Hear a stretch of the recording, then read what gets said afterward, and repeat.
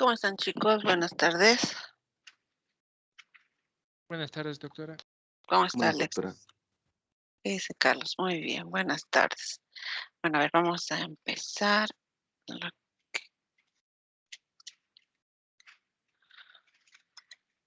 ¿Se está viendo la imagen? Sí, doctora. Sí. Sí. A ver, voy a ver. Cambia, sí, ¿no? ¿Ven lo que cambia? Sí. Ok, ya. Vamos a empezar. Ya. Bueno, chicos. Bueno, chicos, en primer lugar quiero darles la eh, cordial bienvenida a este inicio del semestre, ¿no? En la materia de infectología. Esperamos que el tiempo que nos toca llevar todo el temario este semestre se lleve con la mejor predisposición de ustedes a querer mejorar su calidad de enseñanza y también adquirir nuevos conocimientos que nos van a ayudar, ¿no? A un futuro a poder realizar un manejo adecuado del paciente, realizando un diagnóstico, un tratamiento y un control adecuado, ¿no? Esta materia de infectología es una materia corta, una materia interesante, porque en base a esto nosotros vamos a hallar la respuesta y el tratamiento a todas estas enfermedades, ¿no? Ustedes han visto, si yo hago un diagnóstico, el paso más importante también es realizar un tratamiento adecuado, ¿no? ¿De qué me sirve hacer un diagnóstico adecuado si el tratamiento es erróneo? ¿No? Entonces, acá yo voy a poder realizar un tratamiento adecuado. En esta materia voy a poder hacer la interpretación adecuada de los laboratorios, ¿no? Y también voy a ver algunas enfermedades que son enfermedades emergentes y reemergentes, ¿no? Que están relacionados con estas enfermedades que actualmente han aparecido, ¿no? Como son el COVID actualmente, que se ha convertido en una pandemia, y cómo no, esta enfermedad se ha ido distribuyendo por todo el mundo y nos ha puesto, ¿no? En una situación de salud muy interesante desde el punto de vista científico, ¿no? Pero también una enfermedad que ha traído mucho dolor, mucha angustia, no solamente en los pacientes, sino incluso en el médico, ¿no? Que en un momento no sabíamos qué hacer, no teníamos una respuesta a este tipo de enfermedades, ¿no? Entonces vamos a ver nosotros cómo manejar este tipo de enfermedades, ¿no? Qué es una epidemia, qué es una pandemia y cómo nosotros como personal de salud vamos a poder afrontar todo eso, ¿no? Bueno, ahí me olvidé, ahí está mi nombre, soy la doctora Flores. Algún momento vamos a vernos en la universidad si todo va muy bien. El siguiente mes o el tercer mes vamos ya a empezar a hacer las clases de tipo presencial, ¿no? Va a depender mucho de nuestra conducta, ¿no? La conducta define también el, el comportamiento de muchas de de estas enfermedades, ¿no? Entonces, si tenemos un comportamiento adecuado, obviamente podemos hacer que una pandemia no dure tanto como esta, ¿no? Han visto, son ya 3 años que estamos con la pandemia, pese al avance científico, ¿no? Hay ya las vacunas que hay, pero miren, son 3 años y esto es ¿por qué? Porque el comportamiento de las personas no es adecuado, ¿no? Y mientras no cambiemos el comportamiento, pues esta pandemia va a seguir con nosotros con altas y bajas. A ver, una lluviecita terrible. Bueno, ahí está el correo electrónico, el número de celular, por cualquier situación que ustedes quieran decirme o informar. Bueno, vamos a ver qué es la infectología, ¿no? La infectología es una asignatura teórica y práctica, ¿no? Conmigo van a ser la parte teórica y la práctica van a ir distribuyéndose en distintos grupos, ¿no? ¿Qué estudia la infectología? ¿No? Estudia enfermedades transmisibles, ¿no? Y esta interacción con el agente, con el huésped y el medio ambiente, ¿no? Cuando hablamos de una enfermedad transmisible, eh, tiene que haber una interacción, tiene que haber esta enfermedad, ¿a quién se va a transmitir? esta enfermedad, ¿en quién va a actuar como un huésped en esta enfermedad? ¿Quién va a actuar en esta enfermedad como un huésped? Esta enfermedad, eh, ¿en qué medio se va a establecer, ¿no? Entonces, cuando nosotros hablamos, ¿no? De estas enfermedades transmisibles, tiene que haber todo este eslabón, es como una cadena, ¿no? Donde está el vector, está el agente susceptible, está el reservorio y está el medio ambiente, ¿no? Entonces, tiene que haber, ¿no? Todas esas condiciones para que se produzca una enfermedad, ¿no? Por ejemplo, en el COVID, ¿no? Fue un virus nuevo, ¿no? Este virus nuevo tenía un agente, ¿no? Susceptible, que era ¿quién? El hombre. Este hombre no tenía inmunidad, por lo tanto enfermó. Hay un reservorio que es el mismo hombre, ¿no es cierto? Entonces va a transmitir a otra persona que no está inmunizada, ¿no? Y ahí se produce la transmisibilidad de esta enfermedad, ¿no? Por ejemplo, en la malaria o la leishmania en el área tropical, el vector es el mosquito. El agente susceptible es el hombre. El reservorio es el animal, un perro, un marsupial, un perezoso, etcétera, ¿no? ¿Y dónde interactúan? En un medio ambiente específico que es el área tropical, ¿no? Entonces tiene que haber toda esa interacción en este tipo de enfermedades, ¿no? Ahora, la transmisión epidemiológica se ha ido modificando, ¿no? Por eso es que tenemos brotes, ¿no? De unas enfermedades nuevas, en este caso, por ejemplo, como el COVID, o enfermedades emergentes, ¿no? Es decir, enfermedades que las tenemos controladas, ¿no? Por ejemplo, el dengue, ¿no? Se tiene controlado por un tiempo, pero se dan las condiciones, ¿no?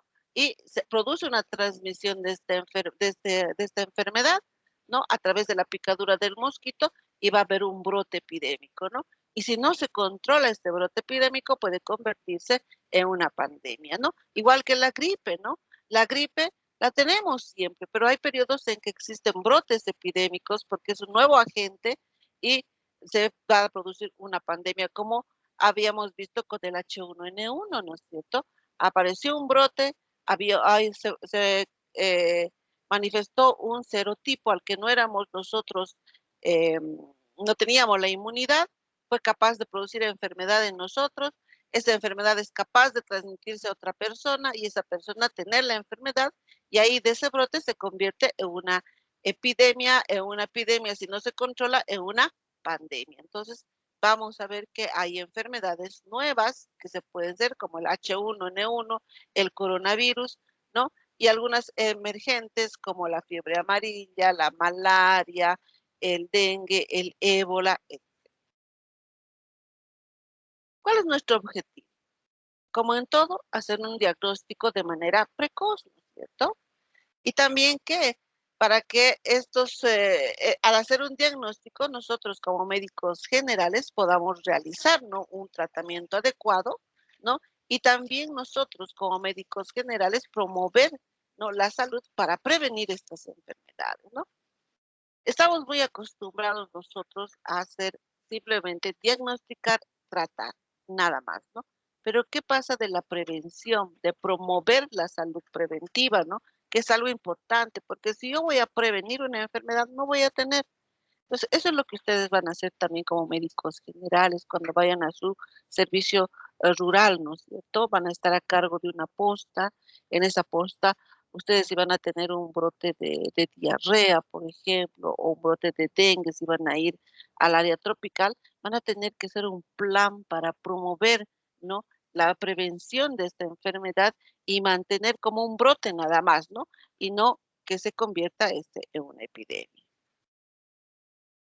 Vamos a reconocer las enfermedades infectocontagiosas más frecuentes, su historia natural, cómo evoluciona esta enfermedad, cuáles son sus principales manifestaciones clínicas y cuál es el tratamiento, ¿no? Vamos a identificar también qué procedimientos diagnósticos son adecuados para este tipo de enfermedades para poder yo pedir un método diagnóstico y poder corroborar de que se trata de la enfermedad de la que yo estoy pensando o tengo mi impresión diagnóstica, ¿no? Eh, También algo que tengo que hacer con la medida de prevención es evitar que haya una repercusión distribución socioeconómica de estas patologías en la sociedad, en el lugar, en el pueblo donde estén, ¿no es cierto? Porque si se enferman, por ejemplo, todos los jóvenes de 18 a 25 años, que son los que están yendo a trabajar, ¿cómo va la economía en ese pueblo, no? Entonces baja. Entonces tengo que hacer medidas de prevención, ¿no? Estas medidas de prevención evitan ¿qué? Patologías infectocontagiosas. Yo tengo que poner una barrera, ¿no es cierto? Acá tengo que poner una barrera para evitar que la infección contagie a otras personas y haya más enfermos, ¿no? Tengo que hacer eso yo para evitar tener más casos. También voy a saber interpretar, ¿no es cierto? Ya les he dicho, si yo tengo la sospecha de una neumonía, por ejemplo, ¿qué método diagnóstico me va a servir? Una radiografía puede ser, pero tal vez abriré un hemograma, ¿no? Y veré, voy a interpretar el hemograma y el hemograma tiene que ser compatible con lo que yo estoy pensando, ¿no? Entonces tengo que interpretar esos leucocitos, esos segmentados, cómo es que están elevados y están relacionados con un proceso infeccioso, ¿no? Eh, nosotros en las visitas médicas que hacemos en el hospital con los internos, como ahora son nuevos, ¿no? La mayoría, y estamos ya empezando a hacer la parte docente en el hospital con el internado, porque los primeros meses fueron todo COVID, COVID, ahora que ya estamos iniciando la atención y la etcétera, y podemos ya nosotros dejarte un poquito de lado sin descuidarnos del COVID, ¿no? Eh, veíamos, ¿no? A los internos cuando presentaban a su paciente, ¿no? Decían, este paciente, un ejemplo, ¿no? Tiene un accidente vascular porque ha tenido una hipercolesterolemia, ¿no? Ya, ¿cuántos son tus triglicéridos? 144. ¿Cuánto es lo normal? No sabía. Entonces nosotros tenemos que saber qué es normal para saber qué es patológico, ¿no? Entonces igual, en la biometría hemática tengo que saber cuáles son los parámetros normales para ver si tengo un paciente con, eh, no sé, con una hemoglobina de 6, de 7, está cursando con una anemia, ¿no? En la química sanguínea lo mismo, tengo que ver cuánto es el valor normal de la urea, la creatinina, glicemias, etcétera. En el examen de orina si encuentro polimorfonucleares, ¿no? En la orina más de 20, ¿de qué se trata? Es una infección urinaria, hay cetonas, ¿de qué se trata? En el coproparasitológico también encuentro ameba histolítica, encuentro trofosoditos de Escherichia coli, perdón, Yardia hay colis, de qué se trata, etcétera, ¿no? Entonces, igual las serologías, que no sé si es importante, las IgM, IgG, que ustedes ya están familiarizados con esto por el dengue, por el coronavirus, y en la mayoría de las enfermedades eh, inmunológicas tenemos que ver esto, ¿no? El tiempo de sangrado, los tiempos de coagulación, pruebas hepáticas, que nosotros utilizamos mucho, por ejemplo, en el dengue, ¿no? En las enfermedades hepáticas, en la malaria, también el examen de líquido cefalorraquídeo, un estudio importante en las meningitis, estudios bacteriológicos, cultivos, en las biodermias, en las neumonías, en las fiebres de origen desconocido, etc. Bueno, este va a ser el temario que vamos a ir manejando, ¿no? Vamos a ver enfermedades infecciosas, antibiótico-terapia, fiebre, infecciones del aparato gastrointestinal, del aparato geniturinario, de las articulaciones, ¿no? Y del sistema nervioso central y en las enfermedades propias de la región. Y junto con ellas también vamos a ver las infecciones intrahospitalarias, ¿ya? Bueno, ya teniendo un pantallazo de lo que vamos a ver en este semestre, ¿no? Y saber qué es la infectología, qué es lo que estudia, etcétera. Entramos ya al tema, ¿no? Vamos a hablar de enfermedades infecciosas, ¿no? Entonces, hablemos de la patogenia, ¿no? Entre los numerosos microorganismos a los que nosotros estamos expuestos, muy pocos producen enfermedad. Si nosotros hiciéramos un examen ahora de la piel, hacemos un cultivo, tenemos millones de gérmenes que están ahí, ¿no? Pero no todos producen enfermedad. ¿De qué va a depender de que un microorganismo produzca o no una enfermedad en el humano, ¿no? Esta capacidad que tiene este microorganismo de producir una infección va a estar determinada por tres cosas, ¿no? Por la virulencia de los microorganismos, en la capacidad de producir una infección, por los factores defensivos del hospedero, ¿no? Cuanto mejor son estos factores defensivos, menos probabilidades de que estos microorganismos virulentos puedan producir la infección. Ahí hablamos de la inmunidad, ¿no es cierto? Que ahora con el coronavirus ha tenido un,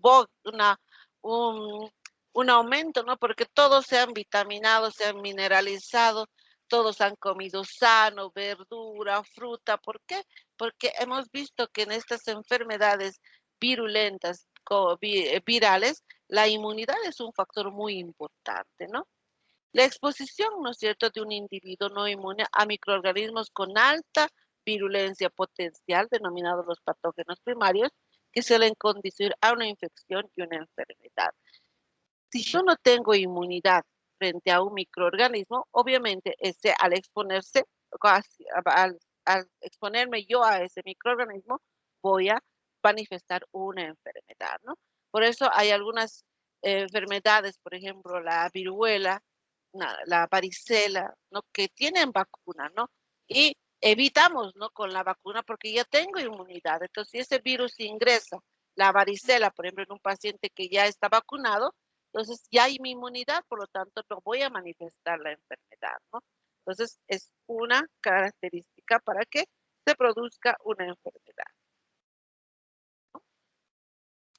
Por otro lado, hay algunos individuos, por ejemplo, en este tipo, una persona que se enferma, una persona de edad adulta, un adulto mayor, o una persona que tiene ya enfermedades de base, tiene alteraciones, ¿no?, de sus mecanismos de defensa, ya sea innatos o adquiridos.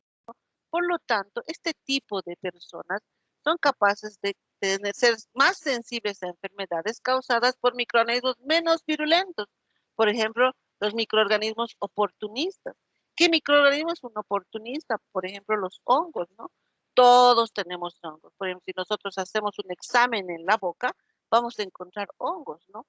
Pero ¿por qué no enfermamos? Porque nuestro mecanismo de defensa es el adecuado, ¿no? O sea, tengo un pH adecuado, tengo, tengo una inmunidad adecuada, hay una homeostasis entre microorganismos buenos y malos, patógenos o no. Por lo tanto, no hay esta posibilidad de que estos microorganismos que son oportunistas puedan producir una enfermedad. Pero si tengo una alteración de mi inmunidad, ya sea por enfermedad, ya sea por edad o porque no he sido vacunado, entonces sí, cualquier enfermedad por microorganismos que son poco virulentos pueden producir una infección, ¿no? O una enfermedad. ¿Cuál es la enfermedad más frecuente, por ejemplo, en estos pacientes adultos, en estos pacientes con enfermedades de base que tienen una hospitalización prolongada? Las micosis, las candidiasis, ¿no? Las moniliasis también. Entonces, es importante mantener una inmunidad adecuada. Ahora, este patógeno que puede ser primario o oportunista, ¿no es cierto?, es capaz de vencer nuestras barreras de defensa, ¿no? Y para esto tiene que primero, o para producir una enfermedad, tiene que primero entrar en el hospedero, ¿no? Es decir, dar las condiciones para que ingrese en el hospedero. Una vez que está dentro del hospedero, ¿qué tiene que hacer este patógeno, este microorganismo? Evitar, engañar o destruir todas nuestras defensas normales.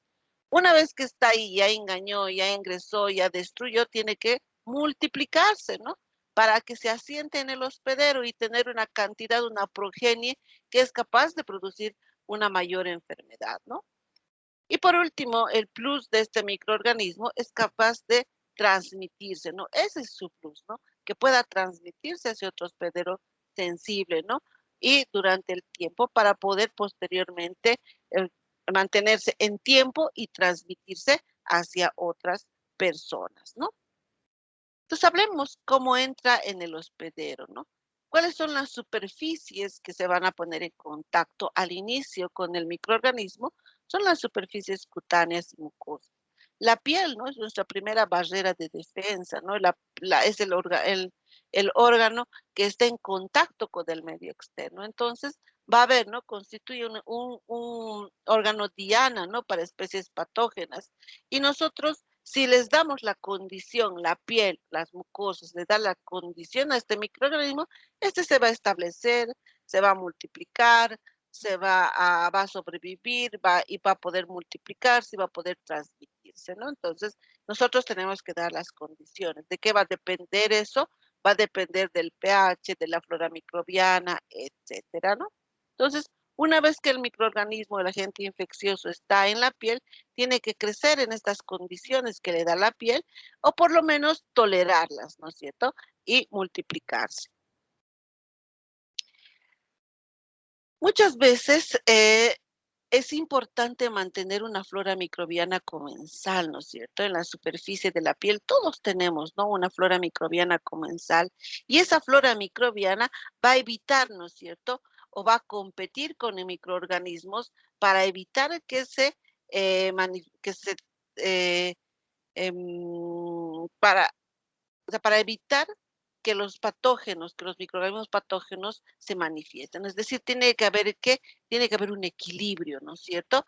Esta flora microbiana normal va a competir con la patógena, ¿no? Y mientras se mantenga esa homeostasis, ese equilibrio, no se va a producir la enfermedad, ¿no? Entonces, por eso es que cuando nosotros alteramos esta flora microbiana normal, se producen enfermedades. Lo más característico, por ejemplo, es si yo mantengo mi piel en un ambiente muy húmedo, por ejemplo, utilizo medias en tenis y no me cambio los tenis, estoy las 24 horas con tenis, ¿no? Mantengo una humedad. Esa humedad va a cambiar el pH en mi piel, por lo tanto, la flora microbiana se va a alterar. ¿Y quién se va a quedar ahí? ¿Quién está feliz en un medio ambiente húmedo? El hongo, ¿no? Entonces ahí vamos a tener nosotros micosis, ¿no? Bueno, ahí hablamos del patógeno primario, es el que puede acceder a nichos ecológicos privilegiados, ¿no? Y puede dañar y producir directa o indirectamente un daño celular. Y el comensal es el que está ahí, ¿no? Está buscando la oportunidad, ¿no? De introducirse, ¿no? Cuando el mecanismo de defensa del hospedero ha sido alterado, ¿no? Por ejemplo, en este caso están que las personas adultas mayores, las personas con enfermedad de base, los pacientes que están hospitalizados de forma prolongada, los pacientes que utilizan antibióticos en mucha cantidad, ¿no? Eso es lo que también ha producido mucho problema en esta pandemia, ¿no? Porque se les daba tanto antibiótico y sabemos que el antibiótico no hace nada al coronavirus. Sin embargo, ¿qué hacíamos? Alterábamos la flora microbiana, disminuíamos las defensas en estos pacientes y el virus pues hacía su agosto en este paciente, ¿no? Muchos han muerto por esa situación, ¿no? Porque hemos alterado, porque han consumido antibióticos sin ser necesario. El otro característica del patógeno es capaz de evitar, engañar, destruir las defensas normales del hospedero, ¿no? Entonces, este patógeno puede destruir estos mecanismos de defensa innatos, ¿no? En el huésped, produciendo un proceso infeccioso, ¿no? Una vez que se produce se establece, se multiplica el patógeno, permitiendo que este patógeno, una vez asentado y que se haya multiplicado, pueda ir hacia otro individuo susceptible, ¿no? O sensible que está.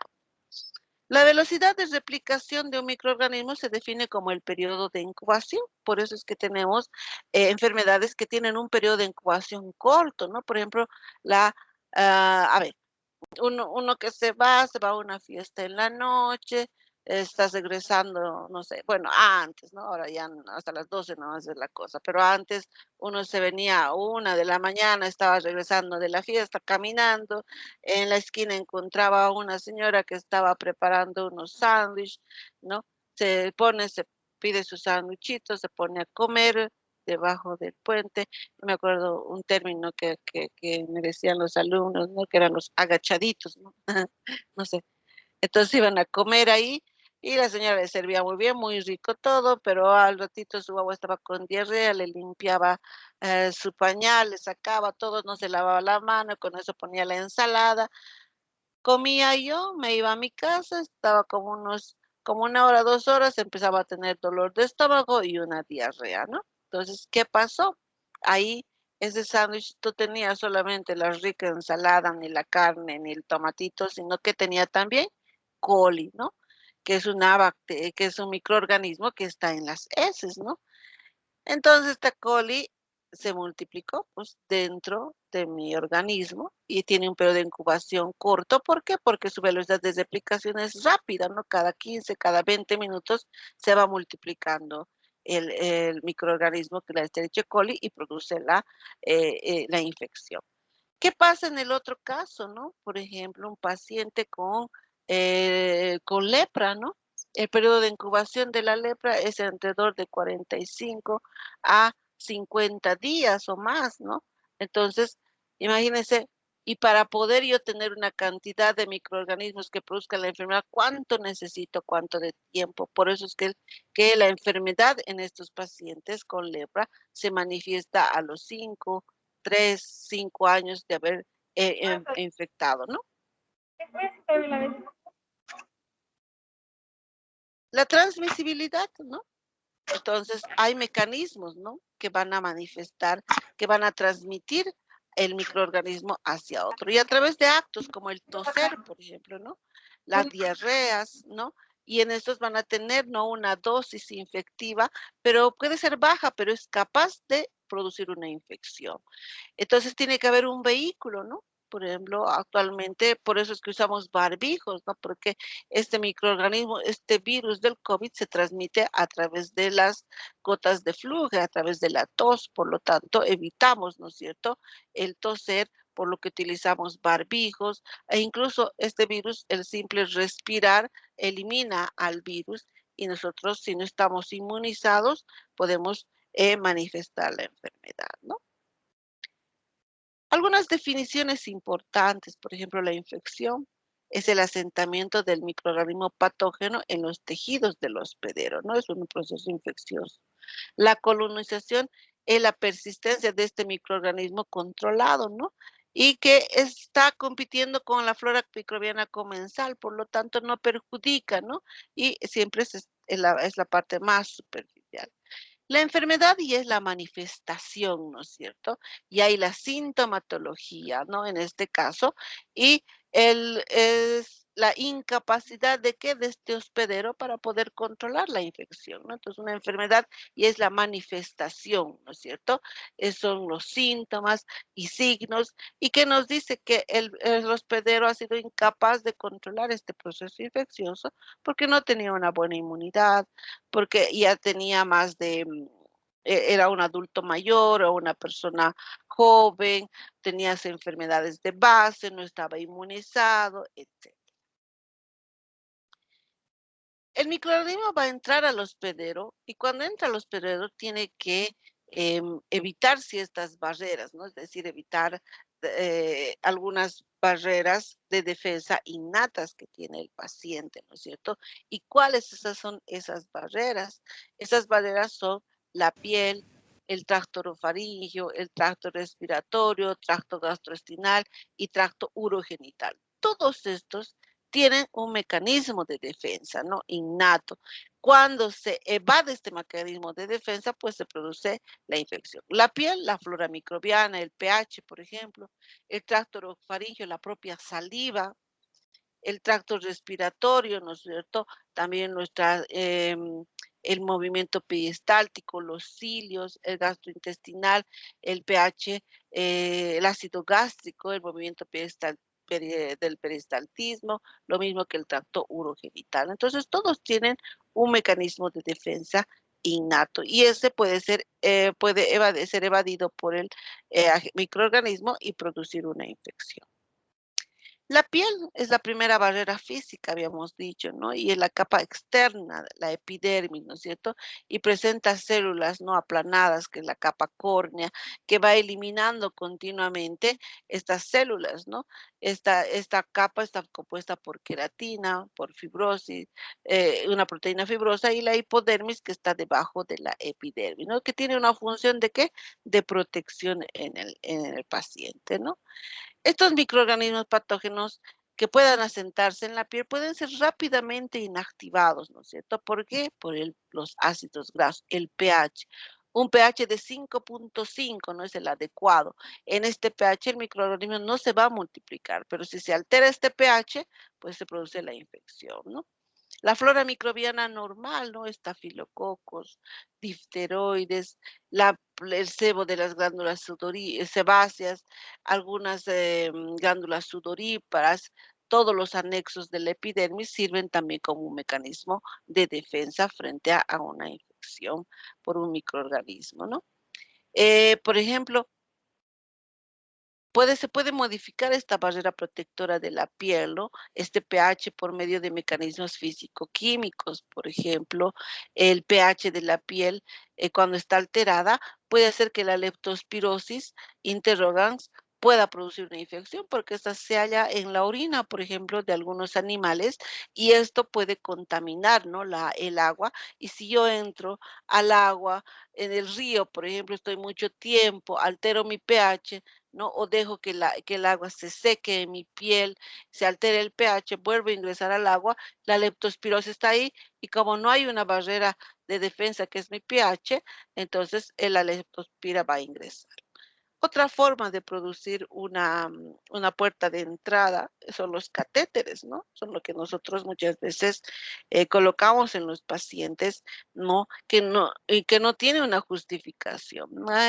Ustedes van a ver cuando vayan a emergencias, ¿no? Entre un paciente con una diarrea, no preguntan ni cuánto tiempo, si tolera agua ni nada, y ya le están poniendo su vía, su suero. Estamos as teniendo una vía, ¿no? Que puede ser hasta el suero, la vía venosa, que puede ser una vía para invasión de la piel y a través de esta se produzca una infección. Los tatuajes, que son también estas, em, no sé, estas, ¿qué se dicen? Pues estas máculas pigmentadas que se las hace a propósito, ¿no? Que también pueden ser una alteración, digamos, de la primera barrera de defensa. Las picaduras también, ¿no? A través de las cuales pueden también transmitirse algunas enfermedades, ¿no? La accesibilidad de la conjuntiva y las superficies mucosas también, ¿no? Existe una película, ¿no es cierto? Un fluido acá en la mucosa que hace que continuamente se vaya secretando un fluido que va eliminando de forma mecánica estos microorganismos, ¿no? Entonces, cuando se altera también este fluido, se puede producir una infección, ¿no? Esta película lubricante que es rica en mucina y tiene un complejo gel hidrofílico, va a eliminar al microorganismo, ¿no? Existen otras también, otras secreciones en algunas mucosas, por ejemplo, en la garganta, en la boca, que es la saliva. En el aparato respiratorio, la mucosa son las células ciliadas y también un mecanismo de defensa importante en la mucosa gastrointestinal, genitourinaria, es el movimiento sincronizado peristáltico de la musculatura lisa, ¿no? Que evita que el microorganismo pueda ingresar. Pero a veces este microorganismo tiene alguna capacidad, ¿no es cierto?, de adherencia, ¿no? A través de sus cilios, de fimbrias que se van a adherir a la mucosa y pese al fluido, pese al movimiento peristáltico, al adherirse es mucho más difícil poder eliminar el microorganismo, ¿no? Estas fibrias, estos pilis, estas invasinas, etcétera, que pueden adherirse a esa mucosa y por lo tanto evitar promover la infección, así haya un buen peristaltismo, una buena secreción de saliva, etcétera. En el tracto orofaringeo, la saliva constituye, ¿no es cierto?, una vía de eliminación de cualquier microorganismo, ¿no? ¿Cuántas de salivas creamos, secretamos al día? 1 litro aproximadamente, ¿no? Y este es capaz de eliminar microorganismos, ¿no? Pero esa saliva al eliminarse tiene que también tener un destino adecuado, no tiene que estar en un papel desechable, ir a un basurero, no podemos eliminar la saliva en cualquier lugar, ¿no es cierto? Y eso va a hacer ¿qué? Va a hacer eh, que esa saliva que contiene este microorganismo se deseque, el polvo se convierte en un polvo que podemos aspirar y volver a tener la infección, ¿no? También esta saliva contiene anticuerpos lisosimas, ¿no? Que pueden lisar especialmente a los cocos gram positivos, ¿no? Por eso es que, ¿por qué tendríamos que tener infecciones por neumococos y estreptococos si la saliva lisa a estos microorganismos? Lo que pasa es que existe gran cantidad y nos vemos sobrepasados, ¿no? O se altera también el pH o la secreción de saliva en estos pacientes, ¿no? Por eso es que, por ejemplo, en pacientes que son deshidratados, el flujo de saliva es muy reducido, ¿no? Por lo tanto, puede haber un sobrecrecimiento bacteriano en estos pacientes y hay más riesgo de infección. Por ejemplo, ha pasado, ¿no? En pacientes deshidratados que necesitaban ventilación mecánica y ¡bum! Se ha metido el tubo endotraqueal para dar ventilación mecánica y junto con eso se ha metido este crecimiento, esta cantidad de bacterias, este sobrecrecimiento bacteriano y se ha producido la infección, la enfermedad, ¿no? Y han tenido neumonías, ¿no? Las neumonías asociadas que vamos a ver posteriormente a catéteres, a sondas y a ventilación mecánica. Nosotros la parte orofaringe tenemos, ¿no? Nuestras bacterias, nuestra flora microbiana normal, bacterias, levaduras, protozoos, que forman parte de la flora microbiana normal y que compiten con la flora bacteriana, estreptococos, difteroides, las Candida albicans, la entameba gingivales, Trichomonas tenax, etcétera, que van a competir, ¿no? Con estos microorganismos, ¿no? Pero existen algunas bacterias, ¿no? Que se van a adherir a la mucosa, ¿no? Que eso va a hacer que, por ejemplo, el Streptococcus mutans, ¿no? Que sintetiza el glucano, ¿no? Y hace que junto con otras bacterias forma una película que se adhiere a la placa dental y esta va a producir que junto con el azúcar que utiliza estas bacterias disminuyen el pH y inducen que a la descalcificación del esmalte y por lo tanto a la caries dental. Por eso es importante que nosotros lavemos los dientes para eliminar todo este azúcar refinada que puede ir con toda la dieta y evitar la formación de las caries. Hemos dicho que el peristaltismo, la saliva, que tienen anticuerpos, etcétera, que eliminan, ¿no? A estas bacterias, ¿no? Pero hay algunas como el Streptococcus pyogenes que causa la faringoamigdalitis, que tiene la capacidad de adherirse a través de pilis, ¿no? Que emergen de su superficie. Por lo tanto, a veces es difícil controlar un tipo de estas infecciones simplemente con los mecanismos de defensa del paciente, ¿no? Y nos vemos obligados ya a utilizar algún tipo de antibiótico en ellos, ¿no?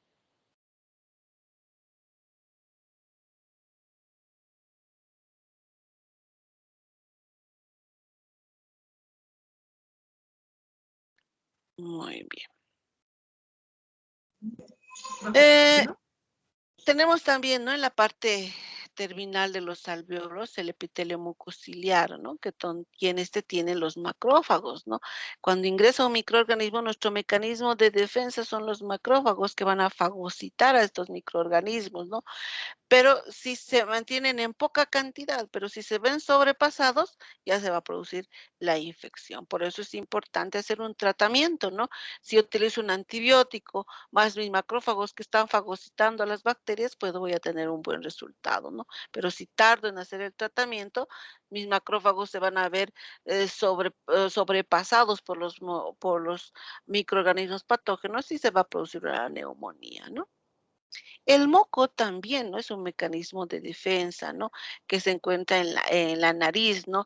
Y muchas veces este moco captura, ¿no? Al virus de la gripe, micoplasma, sarampión, etcétera, y al pegarse esa película, este moco, que es una sustancia adherente, se tiene que eliminar, ¿no? Y algunos, bueno, se degluten, ¿no? Hacia el estómago y bueno, les hace un poco de daño o se escupe, pero ya les he dicho, tiene que ser eliminado de forma adecuada, ¿no? La movilidad intestinal, la motilidad, ¿no? La movilidad intestinal nos ayuda, ¿no? Para evitar el ingreso del microorganismo, pero existen algunas bacterias que tienen estas adhesinas, ¿no? Que se adhieren y por lo tanto se va a producir la infección. En el tracto urogenital, la orina es estéril, ¿no? y sirve como un mecanismo de lavado continuo, mecanismo mecánico de lavado continuo, eliminando a las microbacterias, ¿no? Pero existen algunas características anatómicas mismas en la mujer y en el varón que pueden ser un factor de riesgo para tener infecciones, ¿no? Por ejemplo, la uretra masculina es estéril, ¿no? Exceptuando la parte más distal, ¿no? Por eso es que el paciente, cuando, por ejemplo, se pide un examen de orina, necesitamos orina estéril, ¿no? Por eso es que siempre pedimos al paciente, tanto a hombre como mujer, que elimine el primer chorrito, ¿no? Porque va a barrer estos microorganismos que están en la parte más distal y nos va a dar la opción de obtener una orina lo más estéril posible, ¿no? Porque si no podemos tener un falso positivo, ¿no?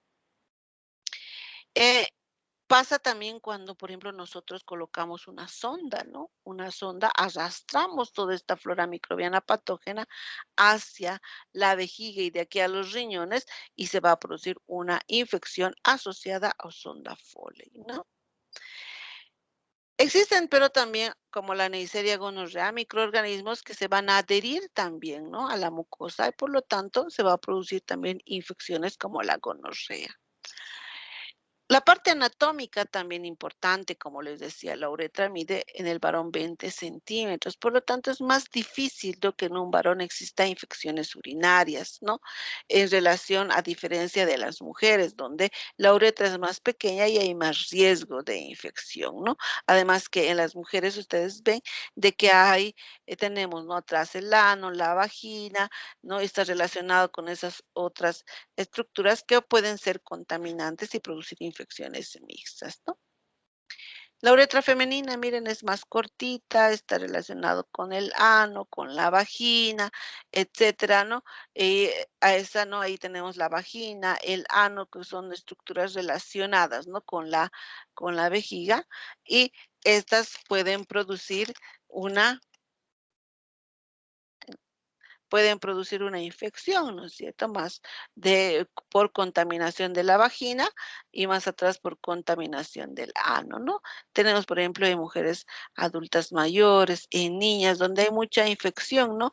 Por contaminación de la vagina y del ano, ¿no? Sobre todo en niñas que no tienen un buen aseo, en gente mayor que ya por la edad no tiene un aseo adecuado.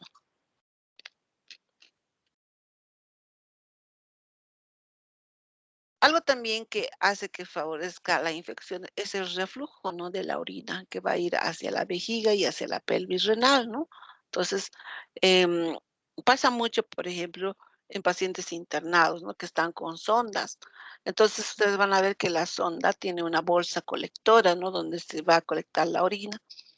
¿Qué hacen muchas veces los pacientes, las pacientes, o las enfermeras a veces, no? O el mismo interno les dice: "¿Cuánto de orina has recolectado?". Y el interno, o la enfermera, o el propio médico también, ¿no?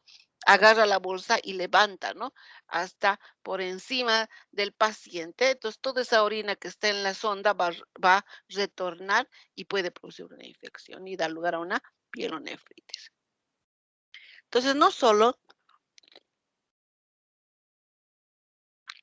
la parte de la orina puede producir una infección, o en la parte de los riñones, ¿no? En la uretra, sino también en la vagina, ¿no? En la mujer, sobre todo, bueno, la mujer la única que tiene vagina, ¿no es cierto? Entonces, no hay un mecanismo de limpieza, ¿no es cierto? Pero nosotros tenemos bacterias que colonizan, ¿no? El interior de la vagina y van a ir eliminándose continuamente porque es un mecanismo también de defensa, ¿no? Entonces, en la mayoría de las infecciones de la vagina, muchas veces las bacterias provienen del ano, porque detrás está el ano, ¿no? Entonces, de ahí puede ingresar infecciones por contaminación, ¿no? Por eso es importante que haya una flora microbiana normal en la vagina, ¿no? Esta flora microbiana normal contiene glicógeno que por acción de los estrógenos son responsables del ciclo menstrual y el lactobacillus va a metabolizar este glicógeno para convertirlo en ácido láctico y este al producir un pH de 5 que es el adecuado para evitar cualquier proceso infeccioso. Por eso, las mujeres que están que no están menstruando o mujeres posmenopáusicas ya no contienen este glicógeno, por lo tanto son más susceptibles a tener infecciones, ¿no? Llegado un momento nosotros tenemos que utilizar lactobacillus, ¿no? Para poder mantener un pH adecuado en estos pacientes, ¿no?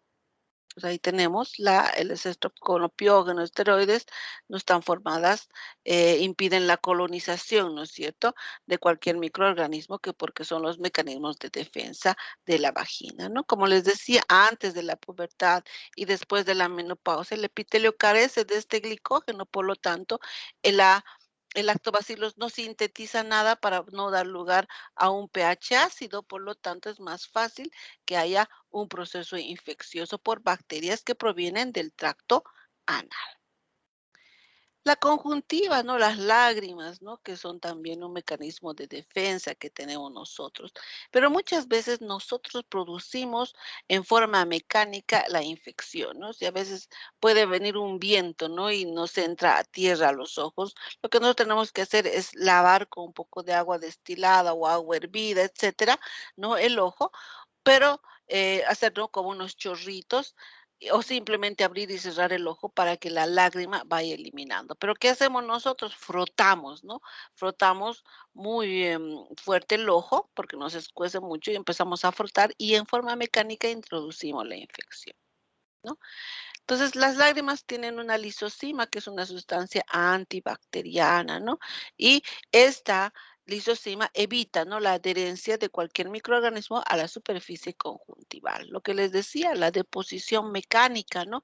La forma en que nosotros al frotar el ojo podemos hacer de que el microorganismo ingrese. Muy bien.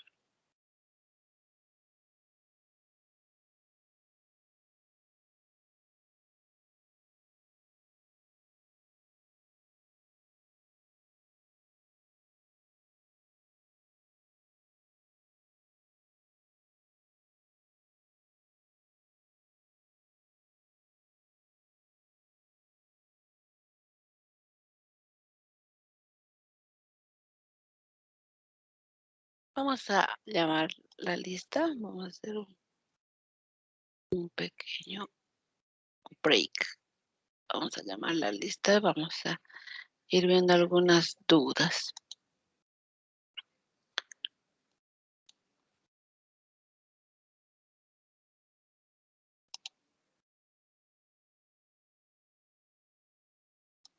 Ya, un ratito.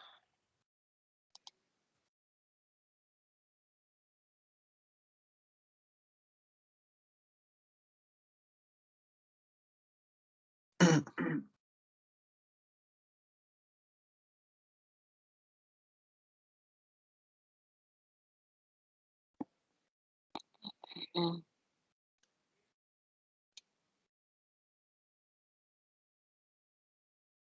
Ya. Alejandra Aguirre. Presente, doctora. Muy bien. Álvarez Pamela. Presente, doctora. Ya. Albino Rojas Anaí. Presente, doctora. Ya. Natalie Andia Orozco. Presente, doc. Brian Nicolás Araya.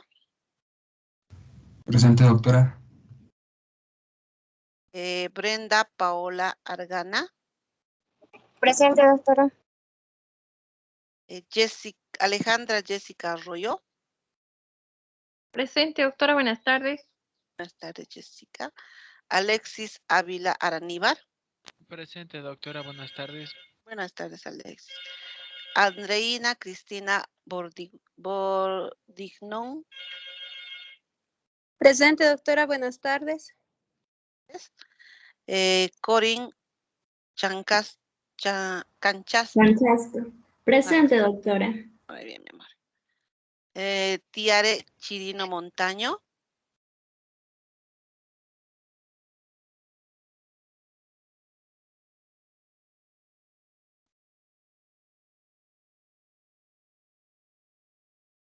Ya.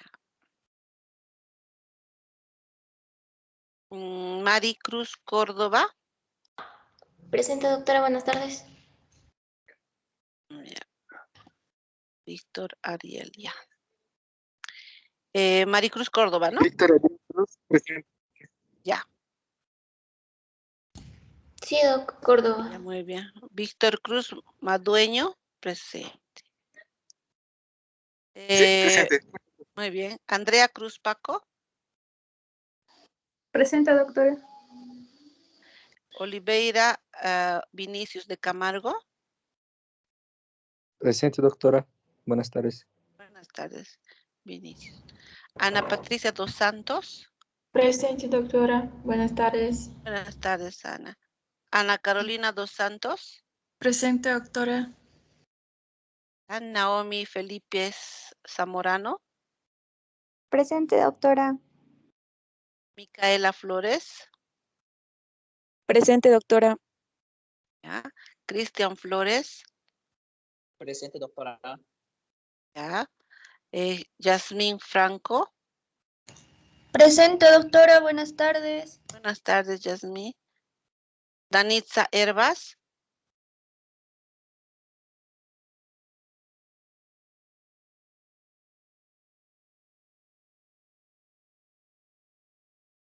Ya, Dan Lee. Muy bien. Caroline Iraola Hidalgo. Presente, doctora. Buenas tardes. Hola, buenas tardes. Debe ser mi pariente. Caroline. Es Iraola. Dice que todos los Iraolas somos parientes. Estemos donde estemos, de alguna forma. Vamos a averiguar nuestro árbol genealógico. Daniela Lafuente. Ya, doctora. Presente, doc. Bien. Danly, ya, presente. Ana Gabriela Mercado. Presente, doc. Buenas tardes. Buenas tardes. Micaela Mercado.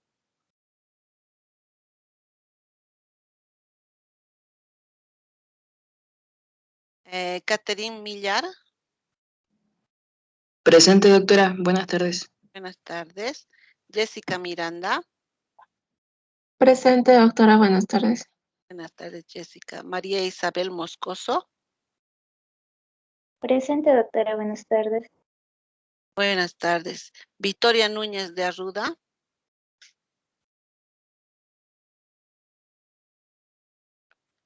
Diego Mauricio Olivares. Presente, doctora. Muy bien. Bruna Paiva Santos.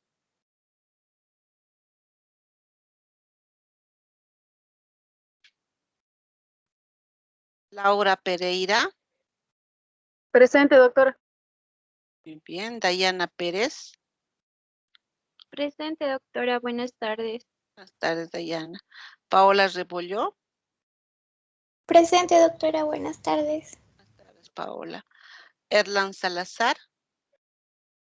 Presente, doctora, buenas tardes. Lisbeth Salvatierra. Presente, doctora. Buenas tardes. Buenas tardes, Lisbeth. Rodrigo Sato. Presente, doctora. Buenas tardes. Buenas tardes. Ricardo Solís. Presente, doctora. Andrea Natalie Torrico.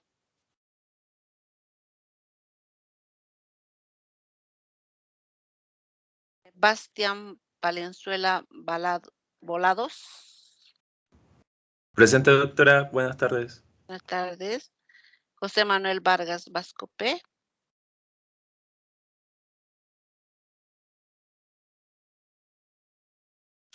Presente, Florencia doctora. José. Sí, sí, doctora.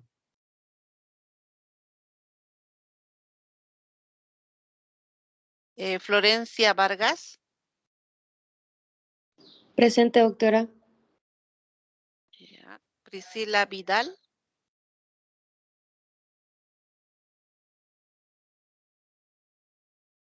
Damaris Villarruel. Buenas tardes, doctora. Presente. Buenas tardes, Damaris. Emilio Vilca. Presente, doctora. ¿Ah? Denise Zárate. Presente, doctora. Buenas tardes. Buenas tardes, Denise. Muy bien. ¿Alguien que no ha llamado a la lista o que no está en lista? doctora Javier. Doctora. Ya, uno primero. Ya, uno primero. Javier Dávila, doctora. Bueno, Cabo la- delegado de Ya. votación. ya. ¿Estás en la lista? ¿Cuál es tu Yo, apellido? doctora, Sí, no. doctora, soy Paiva. A ver, un ratito, vamos a ver Paiva primero, ¿ya? Sí, Paiva. Ya, ahora sí, el varón, dime. Yo, doctora, no estoy en ¿Ya? la lista todavía. Javier Dime. Dávila es mi apellido, Gracias, Eh, doctora. Ya, mi amor. para que me pueda incluir en la Dávila lista. Javier. Ya, muy bien. Steven. ¿Otro? ¿Otro que no esté en lista? Carlos ¿Ya? Felipe Ángel González. Ya, González. Ángel apellido. Ángeles, ya. Ángel González. Carlos Felipe. Carlos Felipe, ya, muy bien. ¿Alguien Ya, más? gracias. Gracias. Doctora, ¿Alguien más? mi apellido es Javier Dávila y mi nombre es Steven, para que lo pueda poner en la lista. Ah, Javier Dávila. Javier, ¿tu apellido es Es mi Javier? apellido, exacto. Javier Dávila, ya. Steven, exacto. Javier Dávila Steven, muy bien. ¿Ya? ¿Alguien más, chicos, que no está en la lista? Ya.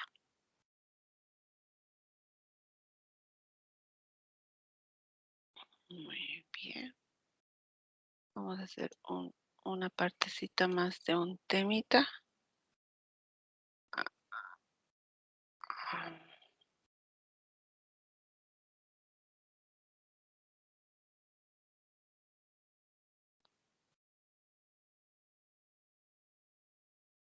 Ya, bueno, vamos a ver un poquito más de esto, ¿ya? ¿Qué es la fiebre? Y vamos a ver los fármacos antipiréticos.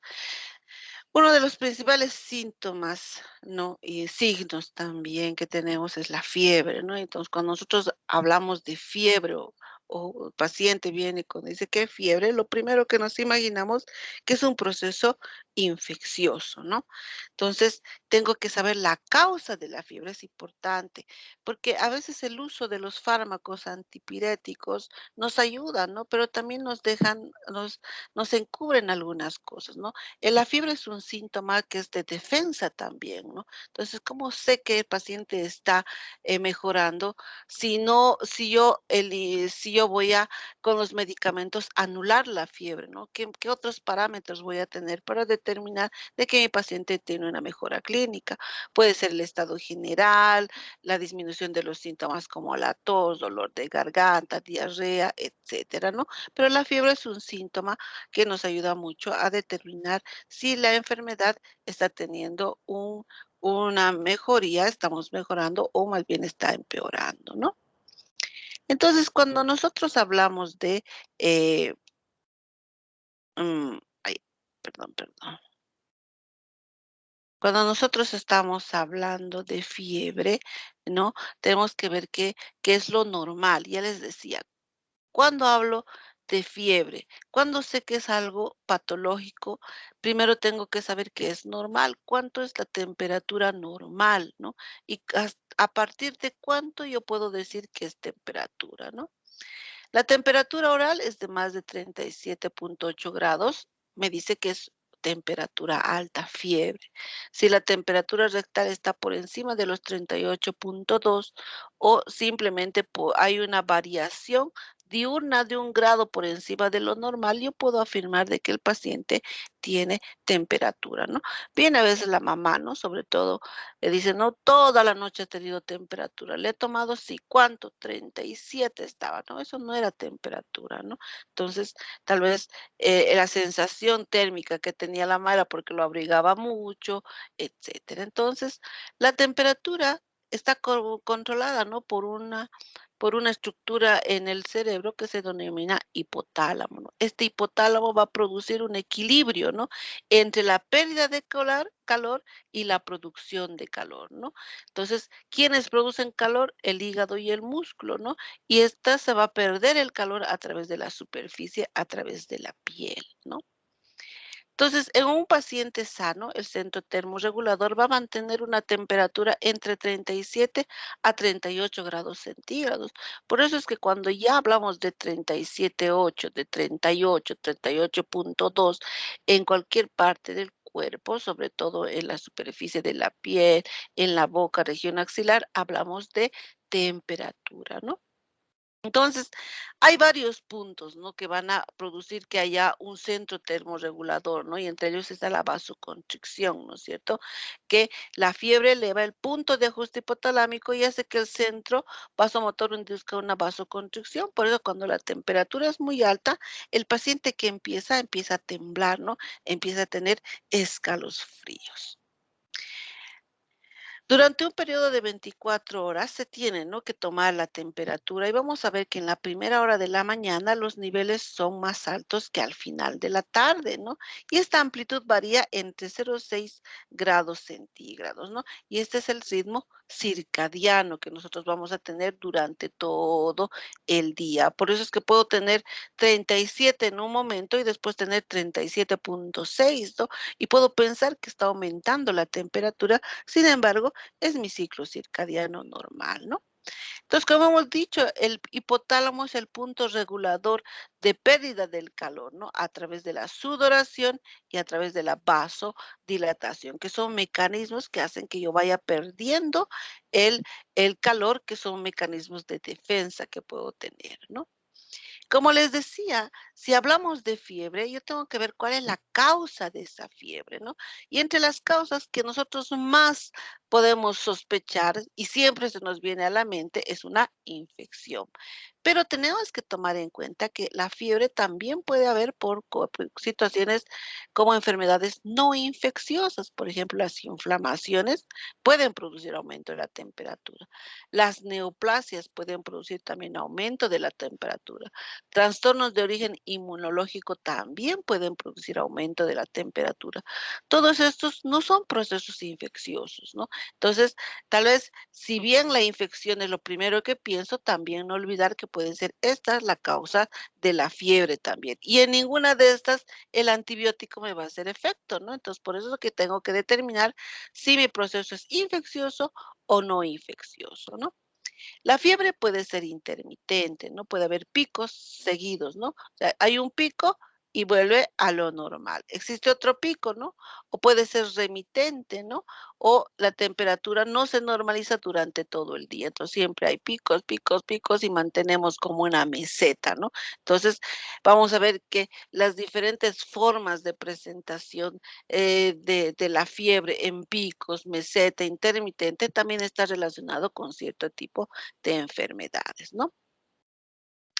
Tomemos en cuenta que la respuesta febril está disminuida en algunas personas, sobre todo los ancianos y los niños, ¿no? Por eso es que, por ejemplo, un paciente adulto mayor puede tener una neumonía y no tener ni tos ni fiebre, ¿no? Entonces, porque su respuesta está disminuida por el proceso de envejecimiento también. Muchas veces en el anciano, por ejemplo, la falta de respuesta o la respuesta que él puede tener a un cuadro infeccioso puede ser ni la tos, ni la fiebre, ni el orinar a cada rato en caso de una infección urinaria o una neumonía, simplemente puede ser el paciente que dejó de comer, el paciente que cambia de actitud. Entonces son estos pacientes en los que nosotros tenemos que sospechar que algo está pasando, no son los famosos síndromes confusionales. Algunos pacientes como los alcohólicos también pueden tener una respuesta febril disminuida, los ancianos, como dijimos, y también los pacientes muy jóvenes, los niños también, ¿no? Entonces pueden producir una hipotermia en respuesta a una infección grave, también algún tipo de pacientes. Estos pueden también o no tener fiebre o tener una hipotermia como respuesta a una infección. Ahora, ¿qué ¿Qué desencadena una fiebre? Los pirógenos, ¿no? Y estas son sustancias que causan fiebre y pueden ser de dos orígenes, exógenos y endógenos, ¿no? Los pirógenos exógenos proceden del exterior del huésped, ¿no? Y la mayoría son microorganismos o productos de estos microorganismos como las toxinas, ¿no? Estos pirógenos exógenos pueden ser los polisacáridos, gram negativos, los endotoxinas, toxinas del estafilococo aureus, que pueden producir un shock tóxico en algunos pacientes, ¿no? Los pirógenos endógenos son las interleuquinas, factor de necrosis tumoral, interferón, etcétera, que están relacionados con la parte inmunológica, inflamatoria también, ¿no? Y pueden iniciar la fiebre porque hay un cambio metabólico en este centro termorregulador hipotalámico, ¿no? Si bien el hipotálamo regula, ¿no? Que no haya temperatura mediante los mecanismos de vasodilatación, ¿no? Sudoración, pero también existen otros mecanismos, ¿no? Que pueden evitar, ¿no? Que pueden estar sobrepasados y causar esto de la fiebre. Estos pirógenos, tanto exógenos como endógenos, pueden alterar este centro termorregulador y dar inicio a cambios que se traducen en fiebre, ¿no? Ahí tenemos el hipotálamo, ¿no? Mecanismos que pueden producir un control de la temperatura, como hacer una redistribución del flujo sanguíneo, la sudoración, vasopresina, escalofríos o conductuales, ¿no? Pueden ser mecanismos que regulan la temperatura, ¿no? Ahí tenemos el hipotálamo como un mecanismo termorregulador importante, ¿no? Entonces definamos, ¿no? ¿Qué es la fiebre? La fiebre es la elevación de la temperatura corporal por encima de parámetros normales. ¿Cuál es el parámetro normal? 37 grados o 98 grados Fahrenheit, ¿no?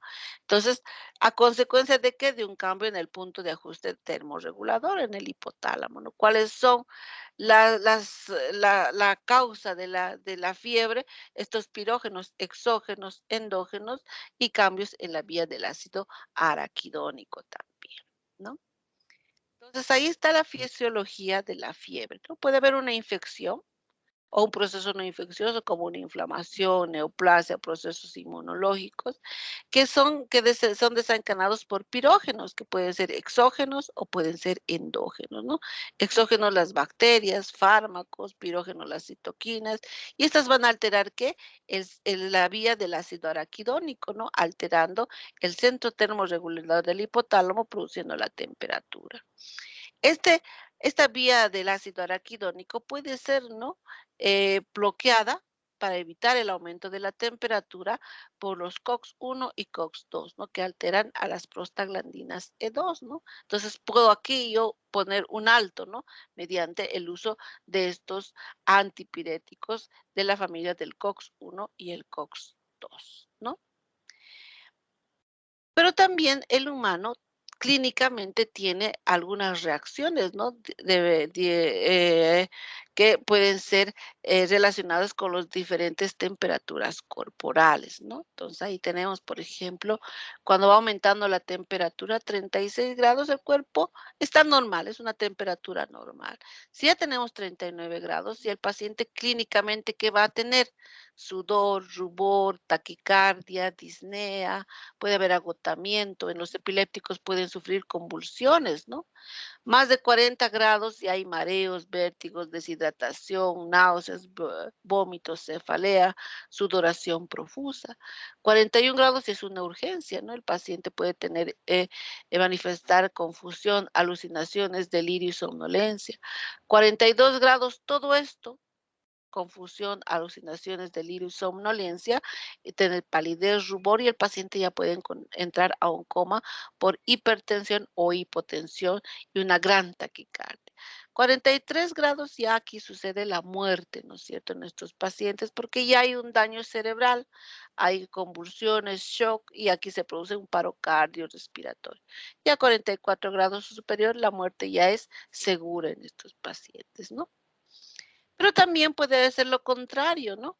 A los 35 grados hablamos de hipotermia, ¿no? Hay un temblor, hay un entumecimiento, la piel se vuelve azulada o gris.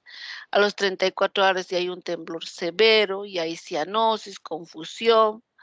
A los 33 grados ya hay confusión moderada, adormecimiento, arreflexia, bradicardia, disnea, no reacciona el sujeto a estímulos.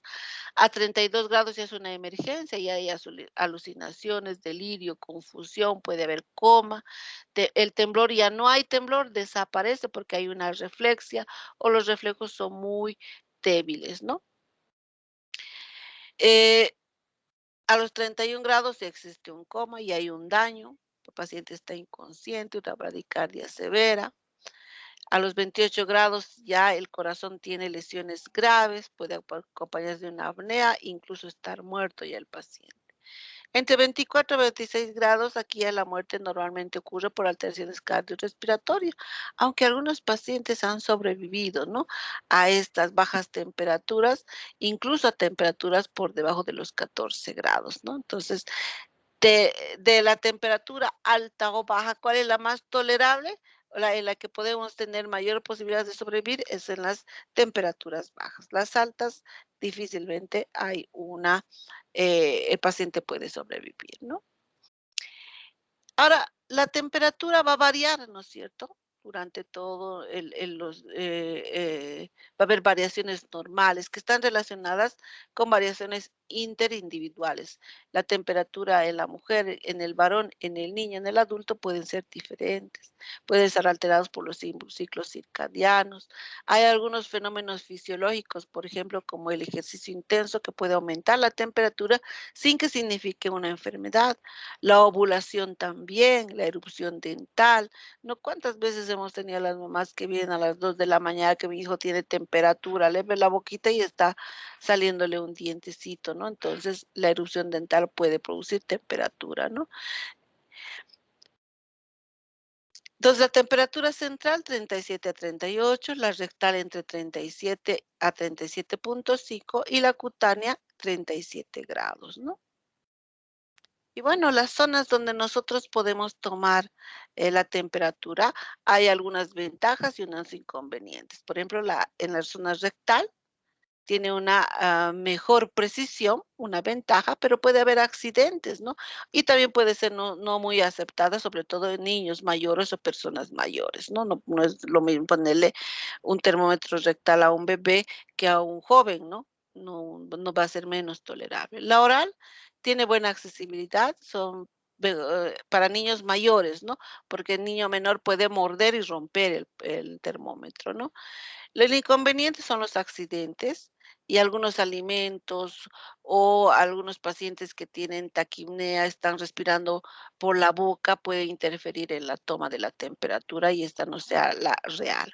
La axilar tiene buena accesibilidad, en recién nacidos se puede utilizar, pero tiene una variabilidad, ese es el inconveniente. Tiene que estar unos minutos, 1 a 2 minutos en la región axilar, hasta 3 minutos, decimos, ¿no?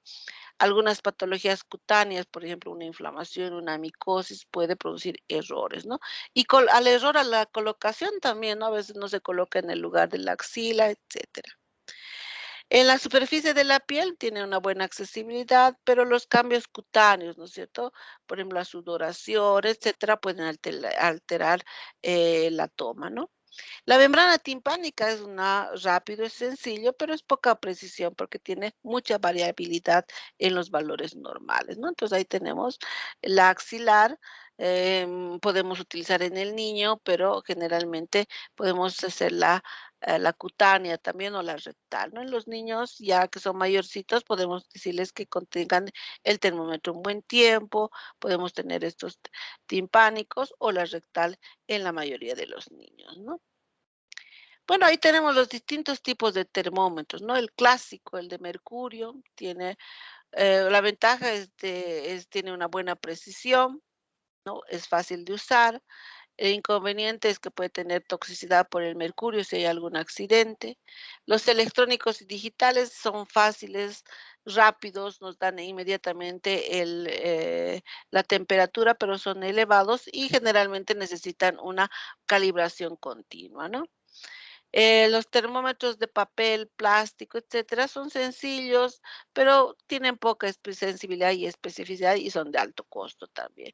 Los termómetros timpánicos de fácil uso, costo elevado y también son variables porque necesita mucha calibración de forma continua. Ahí tenemos, ¿no? El de mercurio, el óptico, los digitálicos, estas cintas, ¿no? Que cada uno tiene sus ventajas y sus desventajas también, ¿no? Entonces, dentro de los mejores métodos de toma de la temperatura, el termómetro de mercurio y los electrónicos son los que nos ayudan. De mercurio en los hospitales, ¿no? Los electrónicos cuando usamos en forma masiva, ¿no? La mejor zona de medición es el recto en los niños pequeños y la cavidad oral en los mayores. La axila es menos precisa y sensible, pero muchas veces en los hospitales públicos donde incluso carecemos de termómetros, tenemos que utilizar el axilar porque podemos utilizar de persona a persona simplemente realizando una desinfección con alcohol. A veces la cavidad oral es un poco más difícil poder desinfectar, hay que hacer una buena desinfección, ¿no? Los ópticos hemos dicho que no son muy sensibles, los podemos utilizar, pero se descalibran fácilmente. Datos insuficientes o presión de sensibilidad en los niños recién nacidos, la cutánea axilar y temperatura oral podemos utilizar en cualquier edad, ¿no? Bueno, vamos a ver esto después, ¿no? Pero generalmente cuando nos preocupamos, cuando la mamá viene con el niño a las 2 de la mañana con fiebre, ¿no? Y nos preguntamos, ¿es siempre importante tratar la fiebre? Como les decía, porque es un síntoma, ¿no? Y puede ser sin signo de una enfermedad banal o de una enfermedad severa, o puede tener otras causas que no sean enfermedad, ¿no? Y es posible que los efectos fisiológicos favorables de la fiebre moderada, ¿no? Porque una fiebre desencadena nuestro mecanismo de defensa también, ¿no? Y también, como les decía, es un valor diagnóstico. Como sé que mi paciente está mejorando si estoy anulando la fiebre. Entonces, yo tengo que saber cuándo controlar la fiebre y cuándo no, ¿no? Por eso es que se sigue discutiendo, ¿no? Si es necesario tratar la fiebre, sobre todo en los niños, ¿no? Obviamente tenemos que tener un parámetro, no puedo dejar a un niño con 38,8, por ejemplo, 39, porque si dejo que siga esa temperatura, en algún momento puede convulsionar, ¿no? Entonces, los mecanismos de defensa, por ejemplo, del huésped son potencializados por la fiebre. Así pues, la fiebre puede ser beneficiosa y no se debe suprimir de forma sistemática, ¿no? Entonces, nosotros debemos determinar y debemos valorar si voy a manejar esa fiebre con un tratamiento continuo o simplemente puedo manejar con medios físicos para no anular totalmente la fiebre, ¿no? En los niños con riesgo de convulsiones se tiene que tratar, ¿no? En pacientes que tienen patologías como insuficiencia cardíaca o pulmonar también se debe tratar, ¿no? Porque sabemos que la temperatura va a elevar, ¿no es cierto?, la frecuencia cardíaca y la frecuencia respiratoria. Y si ya mi paciente tiene un problema cardíaco pulmonar, entonces voy a agotarlo más rápido. Por eso que tengo que disminuir la fiebre porque va a disminuir el requerimiento de oxígeno, ¿no? Entonces, por eso es importante que yo pueda manejar la fiebre en estos pacientes, ¿no? Como hemos dicho, el oxígeno aumenta el 13% por la elevación de cada grado centígrado por encima de los 37, ¿no? Y puede producir también alteraciones del estado mental en pacientes con demencia y estos pueden empezar a tener manifestaciones de agresividad, etcétera, ¿no? ¿Qué tratamiento voy a utilizar? Aquellos que inhiben la ciclooxigenasa, ¿no es cierto? Y entre estos medicamentos tenemos paracetamol, la aspirina, los AINES. Los corticoides no se utilizan ni deben ser utilizados para el tratamiento de la temperatura porque tienen un efecto desfavorable que es disminuir el sistema inmunológico. Entonces, mal favor le haríamos al paciente utilizando corticoides, ¿no? Entonces, cuando nosotros utilizamos un antipirético, tenemos que ver si lo vamos a utilizar porque la fiebre es Un malestar subjetivo importante. Vamos a utilizar si hay afección del estado general, si hay taquicardia o taquipnea importante, si hay alteración del nivel de conciencia, si puede haber, si hay antecedentes de convulsiones febriles, entonces utilizo un antipirético, ¿no? Controlar si este paciente tiene mucha fiebre, está perdiendo muchos líquidos, electrolitos, evito, ¿no? Doy un antipirético. En caso de que debo disminuir el consumo de oxígeno en pacientes con sepsis, shock, etcétera, ¿no?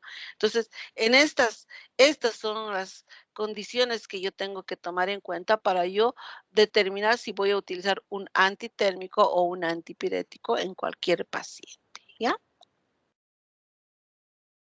Muy bien.